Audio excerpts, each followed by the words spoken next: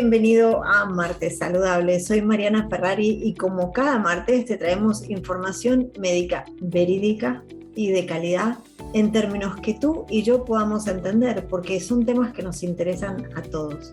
Hoy tenemos con nosotros al doctor Emilio Quesada, que es profesor asistente de la Universidad de San Francisco en California. Y el doctor Quesada se especializa en algo que a mí me parece fascinante, que además tiene un vínculo muy especial con por qué se fundó Access One, y es el diagnóstico prenatal de cardiopatías congénitas. Mira que 4 palabras que parecen un poco raras, ¿no? Pero vamos a empezar por darle la bienvenida al doctor Quesada y pedirle que por favor nos ayude a entender qué es esto de el diagnóstico prenatal de cardiopatías congénitas. Doctor Quesada, bienvenido. Muchas gracias, Mariana, mucho gusto y muchas gracias por tenerme hoy aquí. A ti, muchísimas gracias por estar. Una pregunta, primero decirle que su misión es ayudarnos a los potenciales pacientes a entender un poquito más acerca de las enfermedades, en este caso cardiopatías congénitas prenatales, ¿no? Mi objetivo en Martes Saludable es crear pacientes informados. Esto es algo que aprendí en Estados Unidos y que usted seguramente está tan de acuerdo con esa teoría americana, ¿no? De que el paciente, cuanto más informado está, mejor paciente es y más rápido se cura, ¿no? Para que el objetivo es como para que ante una posible enfermedad grave tengan de su parte, de la suya y de otros médicos súper especialistas como usted que entrevistamos, los mejores consejos de alguien que es la voz y la fuente. Sobre todo que vivimos en este mundo donde en el COVID hubieron tantas fake news y tantas cosas que se dicen en las redes sociales, que yo decidí hace muchísimos años, tengo un canal de YouTube, y decidí que iba a crear este playlist para que de la fuente, y en este caso de un profesor, no solamente de un hospital, sino de un hospital universitario como el Hospital de San Francisco, tengan la mejor información. Así que bueno, me parece que empecemos por lo más básico, que es preguntarle qué es una cardiopatía congénita prenatal. Claro que sí, excelente pregunta, y de nuevo son como, creo que primero de acuerdísimo con lo que dijo de pacientes educados. Creo que es lo más importante, porque en muchas de nuestras culturas a veces somos muy estoicos y solo seguimos las instrucciones, y creo que cuando hay padres educados existen muchas más opciones para ellos, y creo que es una cosa muy importante. Entonces, felicidades en este programa. Gracias. Entonces, para explicar sencillamente lo que es una cardiopatía congénita, este es un problema de la formación del corazón, la cual el bebé va a nacer con. Generalmente las cardiopatías congénitas son eventos espontáneos, pasan al azar. Muchos de ellos están asociados a problemas genéticos, que el problema genético en sí va a causar una malformación congénita del corazón.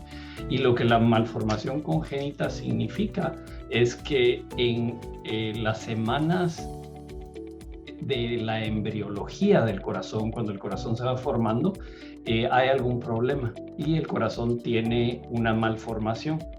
Generalmente las que vemos nosotros son malformaciones las cuales necesitan algún tipo de cirugía o algún tipo de intervención después de nacer.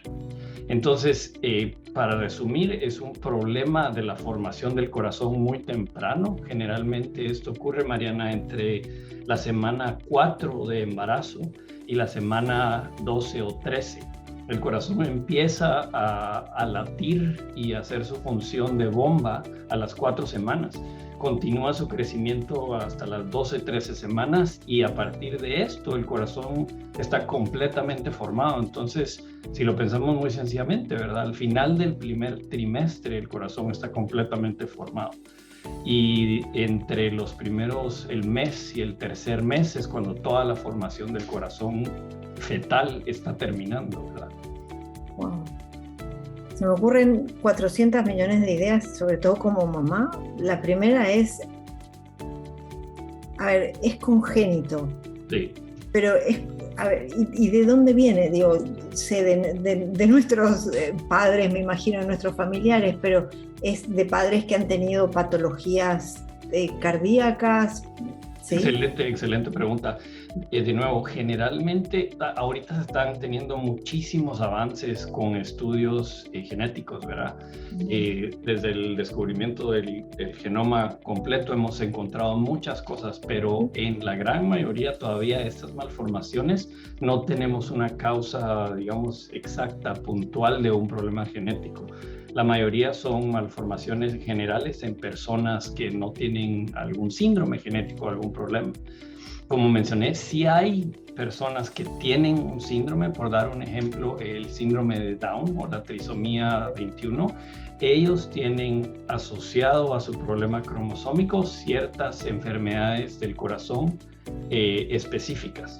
Entonces, es una combinación de problemas genéticos en ciertas partes y luego, como mencioné, al azar, una malformación de la formación del corazón. El punto que usted mencionó es muy interesante, ¿verdad? Si tenemos, digamos, una mamá con un problema congénito, digamos, una estenosis de la válvula aórtica, que solo significa que la válvula aórtica está muy apretada y no permite que el flujo pase hacia adelante. Si la mamá tiene un problema de la válvula, este es el tipo de enfermedad que se hereda con más frecuencia. Reporta... Pero la mamá perdón la ignorancia, ¿no?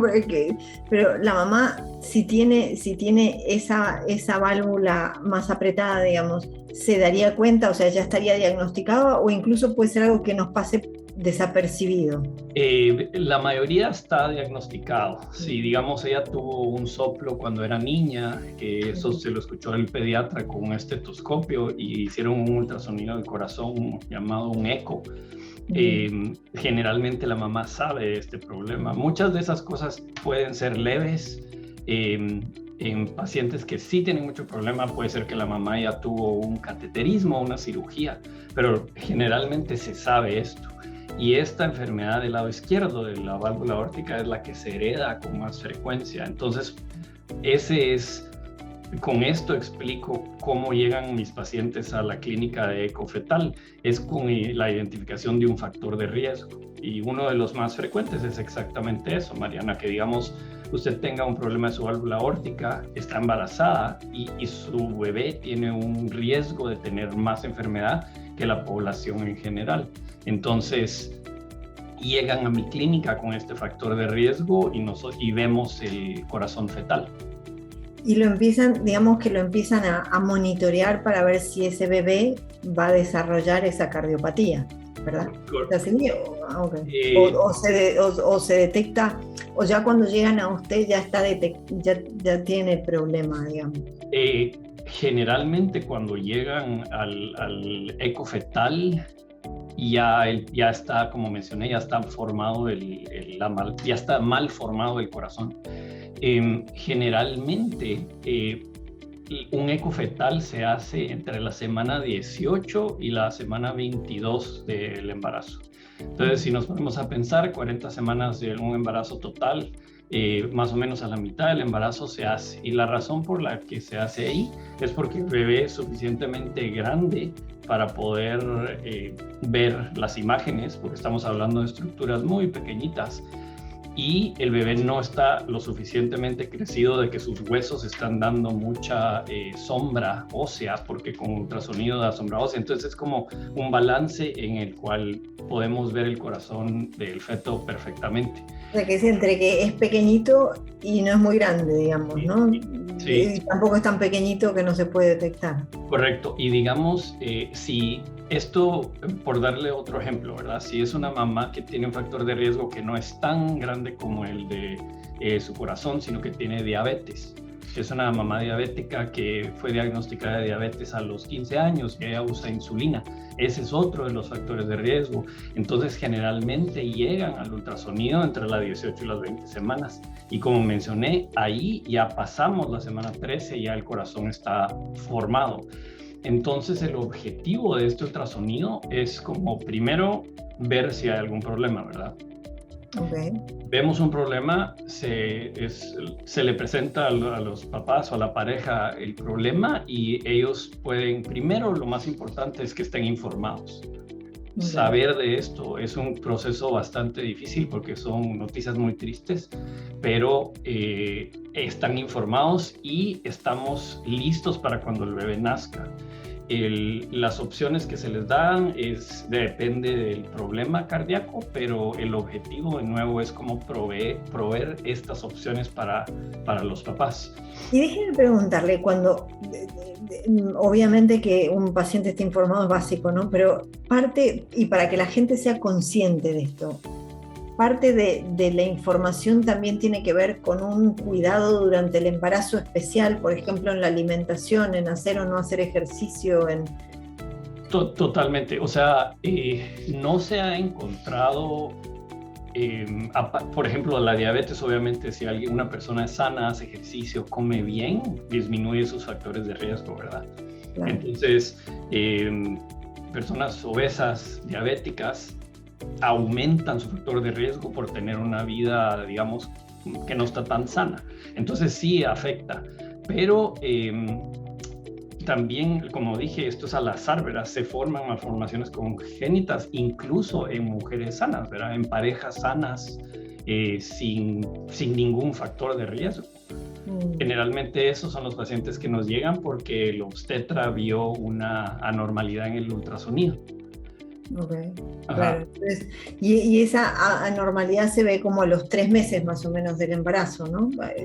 Sí, más o menos, digamos, por lo menos en base a las guías aquí en Estados Unidos. Generalmente, digamos, una mujer está embarazada, entonces hace su prueba de embarazo, sale positiva. Generalmente se hace una prueba temprana de tamizaje de malformaciones congénitas, lo que es un screening. Sacan un poco de sangre de la mamá y ahora pueden encontrar células fetales en la sangre de la mamá y hacen pruebas de tamizaje para para los problemas genéticos más frecuentes. Generalmente estas son... A ver, que esto que está diciendo es un montón de información buenísima, entonces vamos a digerirlo, ¿no? Primero, ¿ese estudio de la sangre es un estudio habitual en un embarazo o no?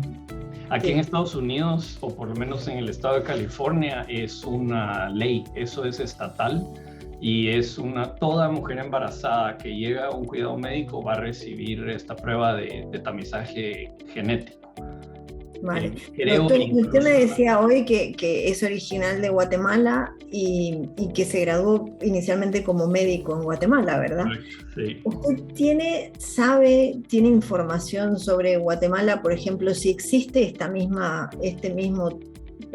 prueba de sangre o no? Sí, yo tengo mucho contacto con Guatemala, sí, y sí sé la realidad y no, Mariana. Obviamente estamos hablando de un país desarrollado, Estados Unidos, comparado con países no desarrollados. E imagino que en toda Centroamérica y en muchos países de Sudamérica estaremos igual, ¿verdad? No hay esta prueba genética de tamizaje. La mayoría de mujeres, digamos, en áreas rurales, y en la mayoría de los países, las mujeres van a tal vez tener cuidados prenatales muy, muy poco frecuentes, ¿verdad? Esto a lo que estoy refiriendo es ir al doctor a ver, a que le tomen su presión y que le midan el tamaño de su embarazo, ¿verdad? Esto es lo que se hace en países como Guatemala, por ejemplo. No hay pruebas genéticas. Creo muchas veces ni siquiera existe el ultrasonido de las 20 semanas que estábamos platicando, ¿verdad? Claro, además me imagino que eso era lo otro que le iba a preguntar, a ver si de Guatemala tiene información, pero en general de América Latina, ¿no? Primero, esas máquinas de ultrasonido son máquinas que en Estados Unidos, la que va a tener un obstetra, digamos, ¿no? Es una máquina que es habitual en América Latina, es una máquina más sofisticada, porque yo sí sé que en Estados Unidos con el tema de todo lo que es material de diagnóstico hay muchísimo avance y no creo que la región esté tan avanzada, pero ¿hasta qué punto sabe usted que está tan desavanzada, digamos, ¿no? En cuanto a tecnología, creo que O sea, una máquina de ultrasonido, obviamente aquí tienen muchos recursos y van a tener lo último de la tecnología. No, pero una que pueda detectar una cardiopatía congénita. Y esto en general, digamos, a la mitad del embarazo, con una máquina de ultrasonido, si hay una malformación muy grande, Mariana, se puede detectar. Con cualquier ultrasonido, y digamos, por ejemplo, estamos en un pueblo muy metido en algún país hispano, y tenemos una máquina de ultrasonido y logramos ver el corazón fetal y está mal formado, se puede detectar. Se puede detectar. Se puede detectar. O sea, esto estamos haciendo, uno tiene que estar como entrenado a las imágenes y lo que sea, pero sí se puede ver que hay una malformación con una máquina de ultrasonido normal. Y la mayoría de países, bueno, yo diría, en mi experiencia en Guatemala, siempre hay una máquina de ultrasonido, e incluso en hospitales regionales. No, máquinas de ultrasonido sí que hay. La pregunta era si tenían que ser como más avanzadas o más especializadas. No. No, digamos, sí, obviamente con más tecnología es mucho mejor el diagnóstico. Claro, quizás se diagnostica un poco antes con un bebé un poco más pequeño, ¿no? Claro. Sí, de hecho, me escuchó decir que de nuestro sponsor Access One, realmente es una compañía que se creó, una compañía de seguros de salud que se creó porque un bebé en Uruguay tuvo una cardiopatía congénita. Que seguramente usted habrá escuchado hablar de este bebé, se llama Juancito, porque lo detectaron con un ultrasonido en el embarazo de la madre, y porque los padres y los abuelos tenían las posibilidades económicas de tratarlo en Estados Unidos. Fue el segundo bebé, creo que operaron en Estados Unidos en la CHOP. En el hospital de Filadelfia. En el hospital de Filadelfia, sí, pero estando la mamá embarazada. O sea, yo cuando vi ese video no podía creer que esto fuera posible, ¿no? Sí, y me imagino si fue una operación cardíaca en el feto, me imagino que lo que tenía era, hay muy pocos procedimientos que se pueden hacer con una intervención cardíaca fetal. O sea, estamos hablando de una intervención por un catéter hacia la mamá. Es muy pequeño, el procedimiento es una cosa, es impresionante, y muy pocos centros en Estados Unidos pueden y tienen la tecnología para hacer esto. Me imagino que su problema habrá sido un problema de la válvula aórtica, en la cual esto se llama un balón de la válvula aórtica. De nuevo, con el ejemplo de la estrechez de la válvula aórtica, seguro detectaron que su ventrículo izquierdo estaba pequeñito y la válvula abría mal, era muy pequeña y lograba abrir un poco. Entonces muchas veces pueden hacer este procedimiento que puedo explicarlo si quiere, pero se meten al corazón del bebé y con un balón abren la válvula. Tratando de que el objetivo de este procedimiento es que el corazón del lado izquierdo se desarrolle y el bebé no vaya a tener un problema muy serio del corazón que se llama hipoplasia del ventrículo izquierdo, que es que el ventrículo, que es la bomba del corazón, no se desarrolla y se vuelve muy pequeñito. Entonces si esto pasa, estamos hablando de 3, 4, 5 cirugías de corazón abierto, porque tenemos un corazón muy mal formado.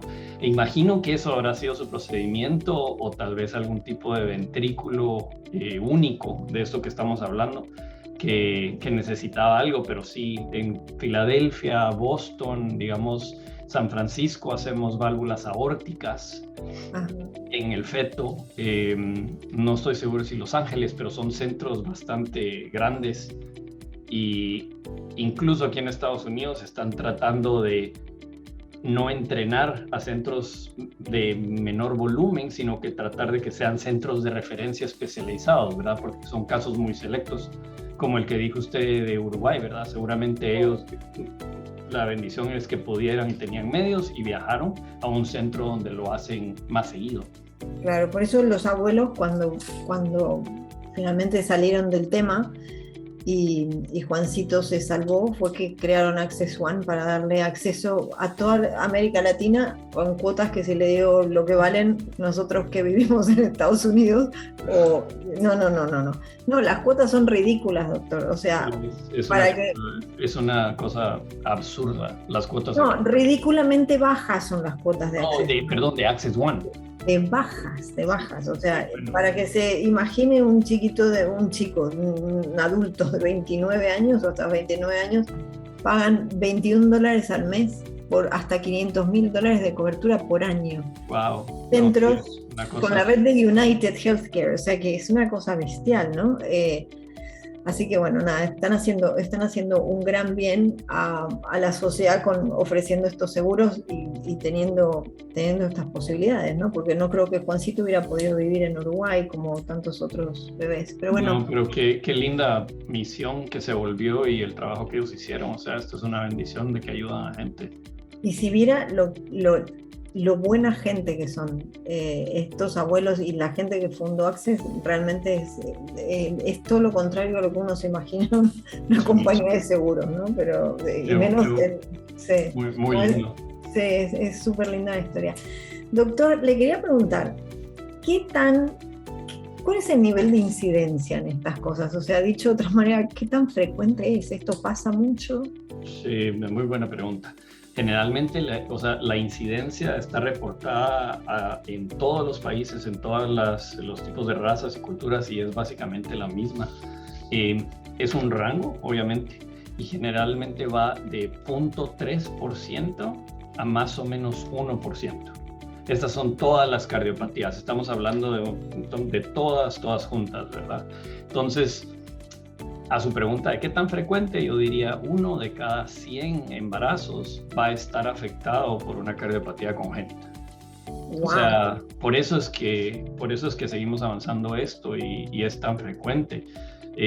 Dentro de cardiopatías congénitas, Mariana, el corazón es lo que más frecuente se malforma, perdón. Entonces, dentro de ese rango entre 0.3 y 0.9, yo siempre le digo a mis pacientes 1%, va a ser muy variable. El 1% generalmente son cosas que, digamos, un agujerito entre las cámaras del corazón que va a cerrar solo, espontáneamente va a cerrar solo, y solo necesitan seguimiento de clínica con un cardiólogo como yo. Este es el 1%. El 0.3% estamos hablando de un grupo de cardiopatías congénitas mucho más severas, ¿verdad? La historia también se puede poner un poquito larga, pero estos son pacientes, digamos, que necesitan algún tipo de intervención incluso al nomás salir de mamá. Necesitan alguna medicina para mantenerlos vivos y luego tener algún tipo de intervención temprana y con eso ya el bebé puede ir a casa y depende del problema, va a necesitar cirugía o cateterismo. Pero este 0.3% son lo que le decimos cardiopatías serias, ¿verdad? Son el paciente que va a estar yendo al hospital, que necesita cateterismo o cirugía de corazón abierto. Bueno, ya me dijo un poco que sí se puede tratar, ¿no? Que estas cardiopatías que hay un tratamiento, ¿no? ¿Hay alguna solución médica basada ya sea en el tratamiento adecuado y obviamente en el diagnóstico o no? Totalmente. Digamos, de todas estas cardiopatías, Mariana, la gran mayoría de pacientes van a sobrevivir. Ay, qué bueno. Los avances que hemos tenido en las últimas 4 o 5 décadas en nuestra carrera en cardiología ha sido impresionante, porque tanto cateterismo es una forma no quirúrgica de intervenir el corazón. Los avances de los cirujanos es increíble. Entonces, incluso con las cardiopatías más complejas, Mariana, los niños van a sobrevivir. Tienen una vida diferente. Obviamente estamos hablando de lo más complejo, estamos hablando de 3 cirugías antes de terminar el primer año de vida. Pero los niños están bien. Yo tengo una historia que me gusta mucho contar. Uno de los doctores que está entrenando ahora cardiología aquí es un paciente que tiene cardiopatía congénita. O sea, estamos hablando de un joven de 30 años que tuvo 4 o 5 cirugías y ahora es médico tratando de ser cardiólogo. O sea, ya entró y está muy bien. Qué bueno, Es qué linda historia. sí, es muy poco el porcentaje que mueren por cardiopatía. Ay, que eso Ahora, le iba a preguntar, porque no es bonito hablar de la mortalidad de los bebés, pero hay que recordarle a la audiencia que estamos hablando de un problema congénito en un corazón de un pequeñísimo ser humano, ¿no? Entonces, sí, por y, suerte. y obviamente eso es muy, digamos, eso es lo que dije es de una sociedad desarrollada con muchos recursos, ¿verdad? Para dar un poco de realidad, digamos, como en Guatemala o en otros países, sin cuidados prenatales, digamos, los bebés se diagnostican como Juancito de Uruguay, se diagnostican después de nacer. No, perdón, él se diagnosticó antes, pero Sí, en el embarazo. Sí. la mayoría se diagnostican después de nacer, y si hay malformaciones congénitas muy severas, por ejemplo, Guatemala se tomó la decisión de que estas cirugías que los cirujanos sí pueden hacer, no se hicieran porque es demasiado, es sumamente costoso, sumamente, los pacientes salían bien de cirugía y tenían una mortalidad de otra causa. Entonces, hay muchos, digamos en Guatemala, casos muy severos no se pueden operar. Entonces, la única opción que tienen las familias en este caso es salir del país o simplemente lo que aquí le dicen cuidados paliativos. En palabras muy normales, el bebé va a morir y no hay nada que hacer, ¿verdad?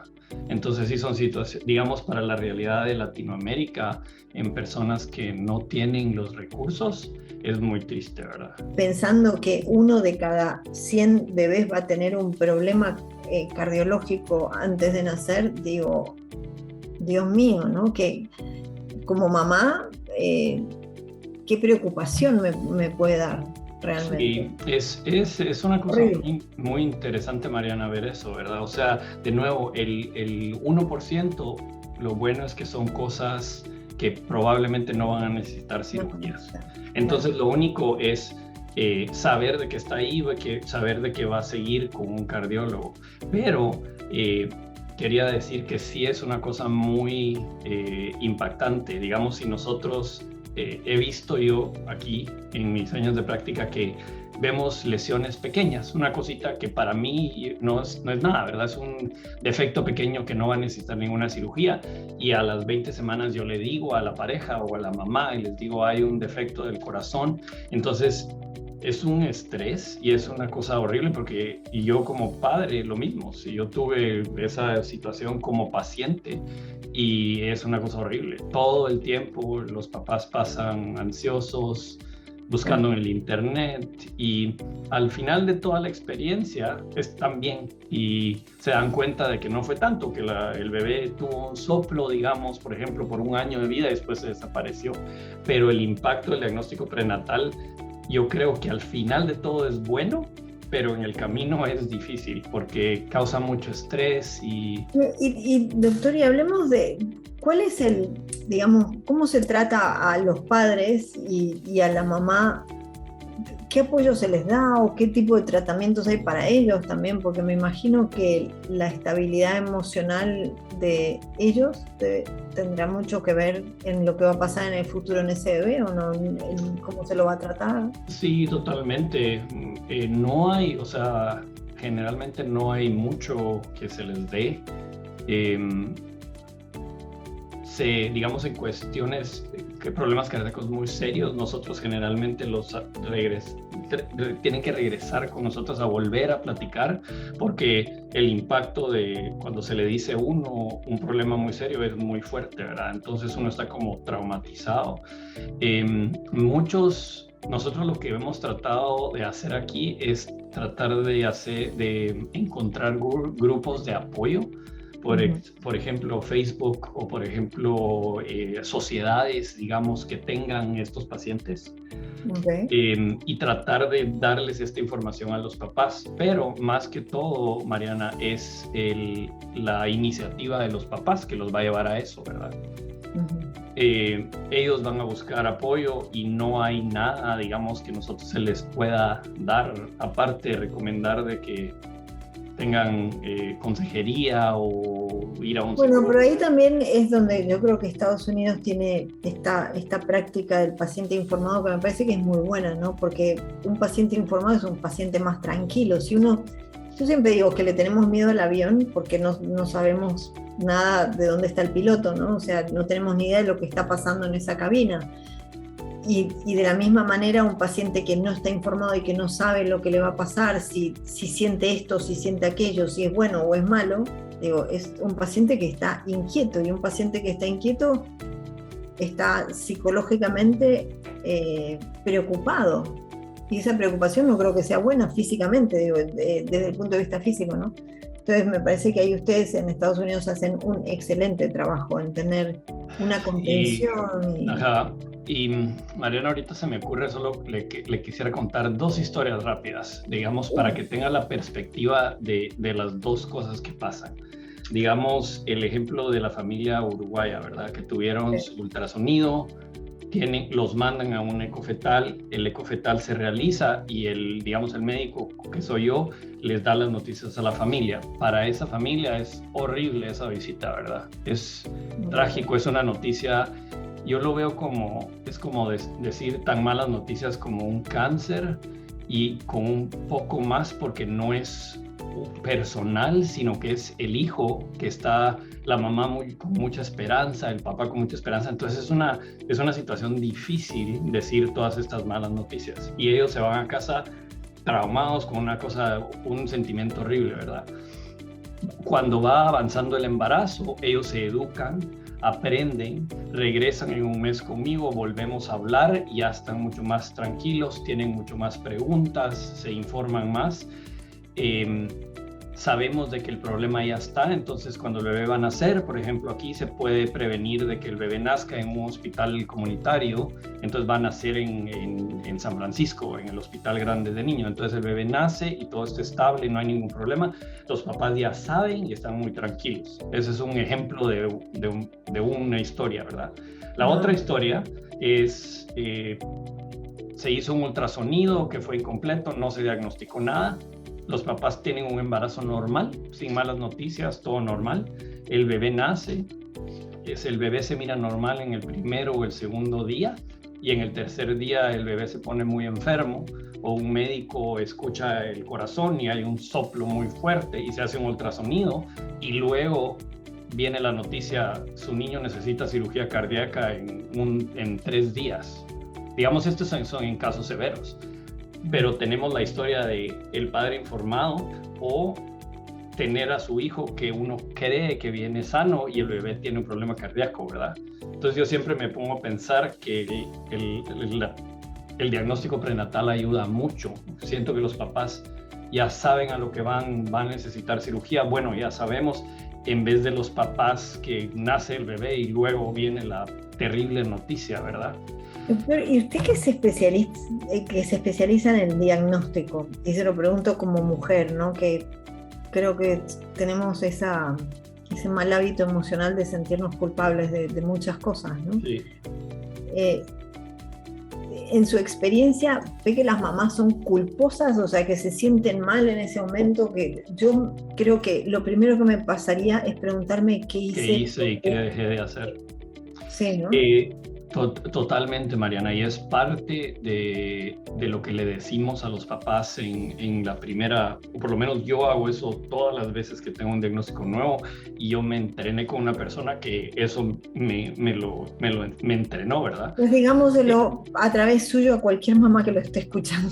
Sí, y siempre digo, al final de terminar de discutir el diagnóstico, siempre digo, es muy importante que ustedes sepan que esto no es culpa de nadie. Esto es en la mayoría, de nuevo, es una cosa que pasa espontáneo. No es que la mamá no tomó prenatales, no es que no tomó vitaminas, no es que, incluso cuando las mamás tienen diabetes y su diabetes es controlada, no es la diabetes, ¿verdad? Sino que es una cosa que pasa espontáneamente. Entonces yo trato de decirles que esto no es culpa de nadie. incluso, Mariana, cuando digamos es un problema congénito, una trisomía como el Down, como mencionamos, yo les menciono, esto no es culpa de nadie, ¿verdad? Las trisomías son cuando los genes se están mezclando, ocurre un pequeño saltito que está en error y no es culpa de los papás. Creo que como ser humano, y de nuevo, como le dije, yo tuve esta experiencia como paciente y yo tengo cardiopatía congénita y yo se la pasé a mi hija, entonces el sentimiento de culpa está ahí todo el tiempo. Pero eso no me lo dijo. O sea, yo le conté que sí que sí tuve esta experiencia como paciente con un ecofetal y el sentimiento de culpa está ahí y cuesta mucho decir, bueno, no. Creo que para una familia, específicamente para la mujer, ¿verdad? Porque es en su cuerpo, siempre va a tener eso de hice o no algo. Y es muy importante saber de que esto no es nada. O sea, hay casos en que sí, digamos, uso de drogas o cosas así rarísimas, pero en su gran mayoría una cardiopatía no es culpa de nadie. Es un evento espontáneo de la naturaleza. Que había tenido la experiencia con un paciente, no como paciente. Sí, yo tuve, y brevemente le puedo contar, irónicamente en mi entrenamiento de cardiología, me encontraron que tenía un problema en la válvula aórtica, un problema muy leve que se llama una válvula bicúspide, pero nunca supe durante todos mis años de vida que lo tenía. Y sabiendo esto, hicimos un ecofetal y mi hija tenía un poco de estenosis de la válvula aórtica con la misma válvula que yo tengo. Entonces, de nuevo, esa es la herencia en cosas del lado izquierdo, en su mayoría, como la válvula aórtica. Y sí es una cosa, o sea, las personas que me estaba entrenando fue el que leyó el ultrasonido y me dijo, sí, aquí esto es una bicúspide y es una experiencia no muy grata, incluso con cosas leves. Digamos, mi hija y yo somos el 1%. Este es un ejemplo de este 1% de los embarazos, ¿verdad? Claro. Entonces, navegar el sentimiento de culpa es difícil y es un proceso, como todo trauma, ¿verdad? Es un proceso en sus 5 etapas muy organizado y cada quien va a diferente ritmo, pero es muy importante saber que eso no es culpa de nadie, ¿verdad? Son eventos en la naturaleza aleatorios que tristemente le tocan a las parejas que les tocan, pero no. ¿Sabe que a mí me gusta el mirar la otra cara de la moneda, ¿no? Como toda moneda tiene dos caras, y le pregunto también otra vez en base a la ignorancia si esa igualdad con su hija, el hecho de que haya heredado eso, quiere decir que en el día de mañana si tienen que donarse órganos o si tienen total compatibilidad, o sea, ya es algo como que está garantizado, no tiene nada que ver. No tiene nada que ver. Digamos, entre yo y mi hija, es sí, la pregunta. No es garantizado, o sea, donantes es otra cosa, son pruebas que se tienen que hacer en otra cosa. Nosotros lo que tenemos es un problema de la válvula aórtica, entonces muchas veces no se necesita hacer esas pruebas porque se pueden reemplazar válvulas, sea de humanos, animales o válvulas mecánicas. Entonces, gracias a Dios, no es una donación de un órgano, ¿verdad? O sea, no es como un trasplante cardíaco. Pero es diferente digamos. No tiene nada que ver. Sí. Está bien, yo le dije que le preguntaba desde la ignorancia porque es la pregunta que se me ocurre, que no sé, que si hay tanta similitud que una hija hereda algo de un padre, entonces por ahí tienen similitudes en lo bueno también, en poder apoyarse, ¿no? ¿Qué edad tiene su hija? 7,5. 7,5. Bueno, sí, seguramente que tendrán mucha empatía entre ustedes dos, ¿no? Sí, es muy, muy lindo, y de nuevo es que una cosa es un proceso largo, ¿verdad? Porque uno como padre o madre se está pensando en el futuro de ellas, ¿verdad? Entonces a mi hija yo pienso le va a tocar lo mismo, o sea, ella tiene un alto riesgo de seguir pasando esta enfermedad, entonces es interesante todos esos sentimientos. Wow, bueno. Doctor, lo quiero dejar porque veo que tiene otra cosa por ahí, me imagino que debe estar súper ocupado. No, perdón usted. Nada, decirle que fue un placer, que está siempre invitado, que cualquier cosa ya sabe a qué nos dedicamos, a desarrollar todo este conocimiento y esta educación, y sobre todo a que la gente los conozca como para que tengan la fuente verídica a la que ir y la fuente real en la que basarse, que no estén buscando en Doctor Google por ahí información de cualquier lado, ¿no? Sino que vayan a las fuentes mejores de información. Así que le agradezco muchísimo en nombre de la audiencia. A ustedes me dio mucho gusto conocerla y cuando quiera, encantado de estar aquí, y la felicito por su programa. Bueno, muchas gracias, muchísimas gracias.